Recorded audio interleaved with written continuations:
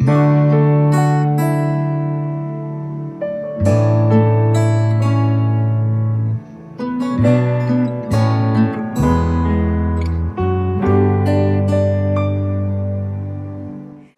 creo que acabamos de escuchar de manera muy clara lo que es este momento de la palabra de Dios, sobre todo el libro de los Hechos de los Apóstoles, en este capítulo 6, que nos habla de la elección de aquellos primeros que formaron la primitiva iglesia.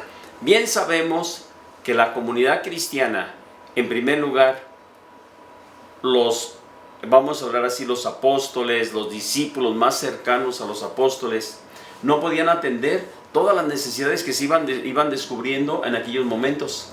¿Y qué es lo que surge? La necesidad de elegir a alguien o a algunos para que cumplieran y suplieran aquella situación que había de dificultad. Dice, se quejaron porque los de lengua griega, porque no los atendían como atendían también a los judíos. Entonces tenemos ahí esta respuesta, que es una respuesta muy grande, muy clara, y que nos lleva a descubrir el gran valor que tiene la palabra de Dios y el gran valor que tiene la caridad. Dos cosas que no pueden ir separadas: la palabra y la caridad. Y aquí aparece de manera muy clara. Hay algo que destaca esta parte del Salmo 23. La palabra del Señor es sincera y todas sus acciones son leales. Él ama la justicia y el derecho, y su misericordia llena la tierra. En esto podríamos centrar de manera muy particular esta expresión que acabamos de escuchar. Creo que nos tiene que llevar en algún momento, sobre todo, a que descubramos este gran valor que tiene para nosotros la palabra de Dios. Sus acciones en Dios no tienen engaño, no tienen mentira, no tienen en algún momento que podamos decir nos está defraudando.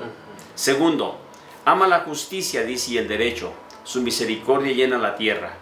Con esto podemos decir también cómo en algún momento la presencia de Dios para nosotros tiene un sentido muy, muy profundo.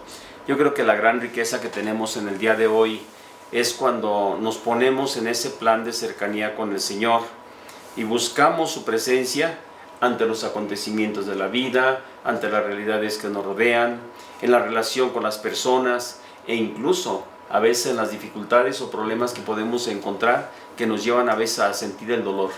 Cuando encontramos la palabra de Dios, yo creo que no nos defrauda el Señor.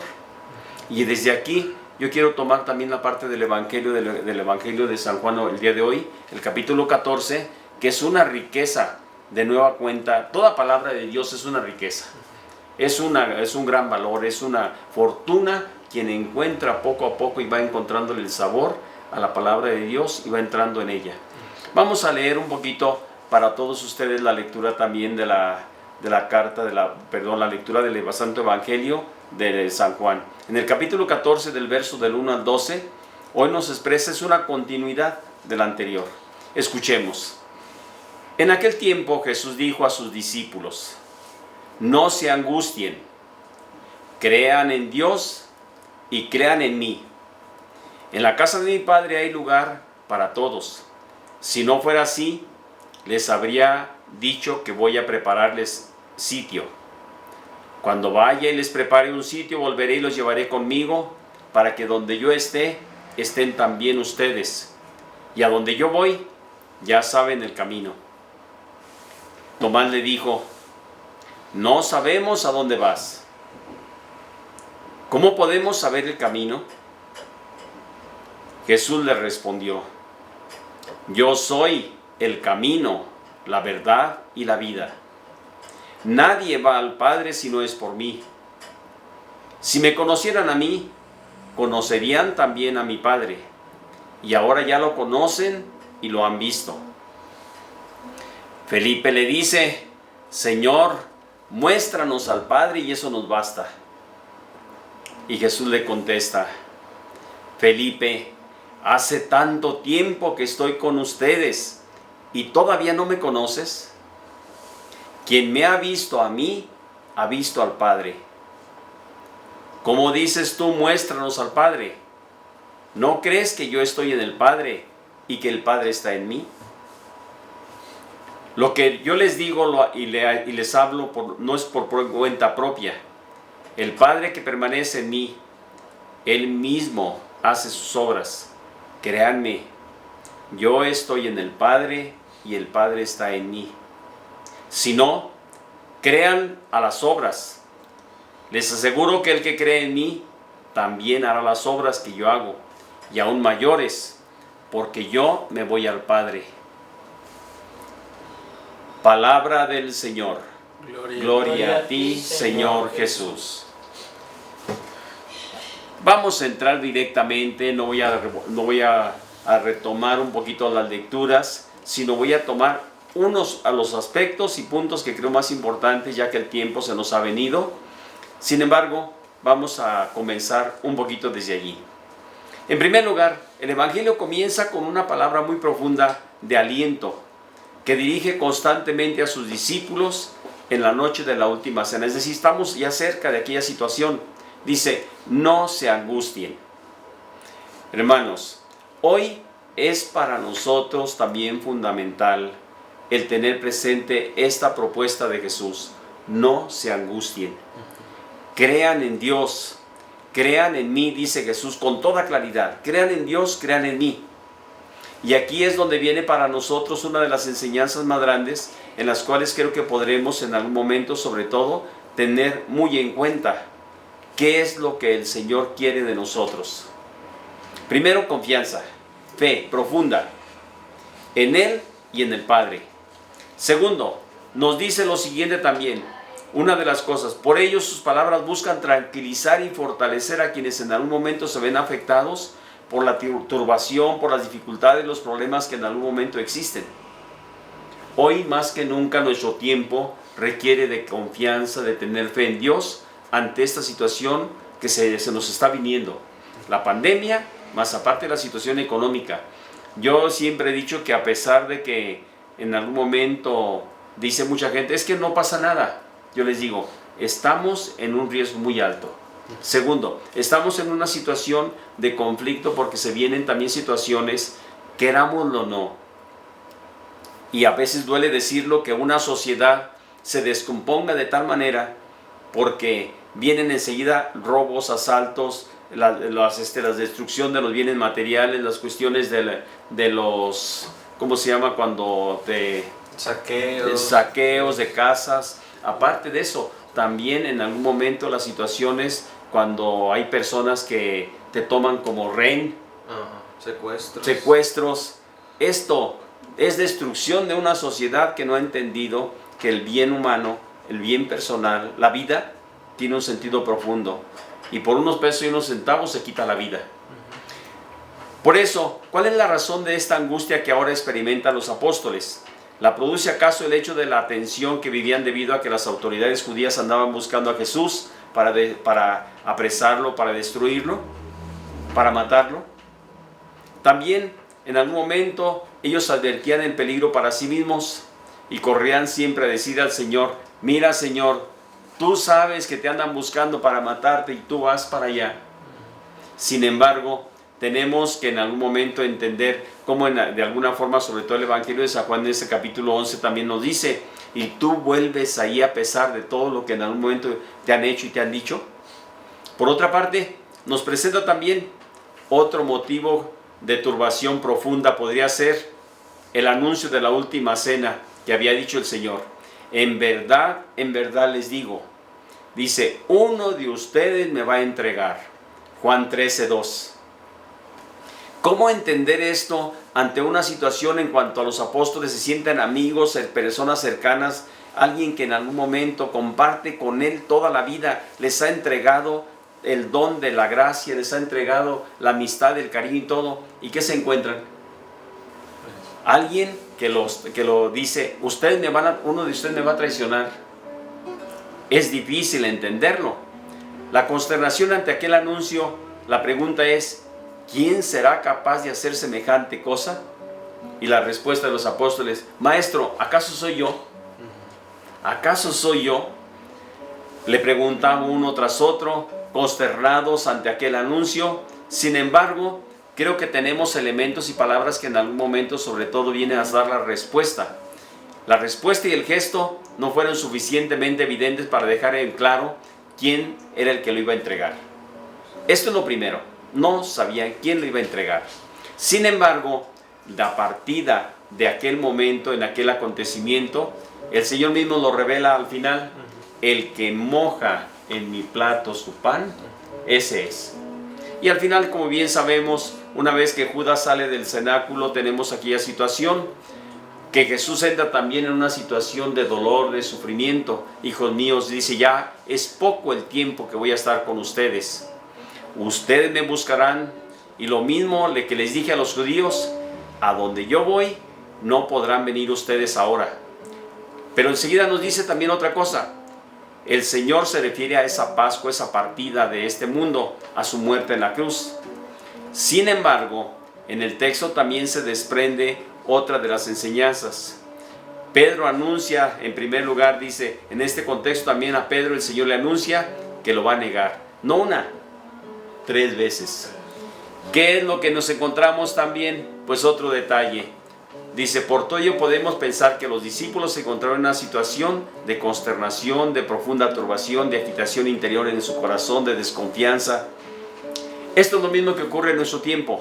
Hay muchas personas que se han acercado en estos días y han preguntado: Padre, ¿y esto cuándo va a pasar? Padre, me siento que en algún momento esto me está destruyendo. Siento que esto nos está dañando. Sí, cierto. Nos está dañando de tal manera que en algún momento nos va a ocasionar unas situaciones de conflicto, pero es donde tenemos que estar bien conscientes. Nuestra responsabilidad es buscar y estar cerca del Señor, porque Él va a ser la confianza. Yo soy camino, verdad y vida. Y nos dice, no tengan miedo. Dice, la promesa de Jesús se sustenta en la esperanza de los creyentes. Todos somos creyentes, somos peregrinos, somos personas de esperanza. Y ojalá que no nos olvidemos de esto. Somos personas de fe. Pero para poder llegar a eso, tenemos que aprender, como lo decía el Papa Juan Pablo II, ¿qué es la fe? Y esto ya muchas personas me lo han escuchado y saben que en algún momento por allí lo hemos dicho en las celebraciones. Y yo siempre les digo, Juan Pablo II lo dijo de una manera tan sencilla, tan bonita, que a mí me ha encantado. Simplemente creer lo increíble, ver lo invisible y aceptar el milagro. ¿Por qué? Porque el milagro, ¿quién es? El Señor. Jesús el Señor. Y en Él es en el que confiamos, y por eso yo creo que en algún momento tenemos que poner mucha atención para poder continuar también. En este sentido, Jesús responde con una tremenda declaración: yo soy el camino, la verdad y la vida. Le responde a Felipe, le responde a Tomás, ¿sí? Ven acá, no dudes. ¿Ve? Y aquí es donde tenemos una de las respuestas más grandes. Dice, nadie va al Padre si no es por mí. Hermanos, aquí es donde viene una de las cosas que yo quisiera, sobre todo de manera muy especial, tomar muy en cuenta. Ustedes, yo, nuestra comunidad, nuestra familia, nuestra parroquia, nuestro pueblo, hoy tiene que tener de una manera muy especial un elemento que no podemos dejar de lado. Primero que nada, reconocer, Cristo es el camino, la verdad y la vida. Y no hay otro medio para llegar a Dios. Ni tampoco un ángel, ni tampoco un santo, ni tampoco la Virgen María. No, el camino es Jesús. Porque aquí es donde entra esto que tenemos que ser muy conscientes. Jesús es igual al Padre. Y esto no podemos dejarlo de lado, ni podemos brincarnos, ni mucho menos. El capítulo 1 de San Juan, en el Evangelio de San Juan dice, el Padre y yo somos una sola cosa, donde en el principio el verbo estaba en Dios, y Dios estaba en el verbo, y el verbo era Dios, con toda la palabra. Y aquí tenemos, ¿cómo puede alguien afirmar para llegar a Dios que no hay más camino que Él mismo? Solamente Dios. Exactamente, los signos, los milagros que ha realizado el Señor, y sobre todo el hecho de su propia resurrección, vienen a confirmar que Él es Dios. Salió de nueva cuenta de la tierra. Confirman que Jesús no es alguien que se estaba diciendo, yo voy a ponerme en el lugar de Dios, y por eso lo condenaron. Lo condenaron porque se dijo, se hace igual que Dios. Y aquí en este sentido pues nos viene a decir precisamente Jesús, con hechos, con palabras y acciones, como lo dice el apóstol Pedro, dice, y el apóstol Pablo también, en algún momento señala cómo de alguna forma el Evangelio nos va a decir con toda claridad, la resurrección es la mejor expresión del poderío de Jesús como Hijo de Dios. resucitó de entre los muertos. El hecho de su propia resurrección confirma que no se trata de alguien que está desquiciado, o alguien que está por allí alucinando o otra cosa, sino más bien se trata de quien verdaderamente es quien dice ser, el Hijo de Dios, el hecho hombre, uno con Dios Padre, Señor de la vida. Por tanto, verdaderamente es capaz de dar lo que promete. Quien crea en Él tiene vida eterna. Es decir, ¿por qué Dios puede ofrecer eso? Tengo la vida en mis manos y la puedo ofrecer y dar y quitar. Y ahí es donde viene para nosotros una de las enseñanzas más grandes que yo creo que en algún momento también tendríamos que preguntarnos. ¿Qué significa que Él sea el camino? Y tenemos una de las enseñanzas bien curiosas. Y quiero tomarla porque acuérdate, por ejemplo, de aquel joven que se acercó a Jesús y le dijo: Maestro, ¿qué tengo que hacer para ganar la vida eterna? ¿Y qué le dice Jesús? Cumple los mandamientos. Cumple los mandamientos, eso es lo que tienes que hacer. Maestro, ya los he cumplido, ya lo he hecho.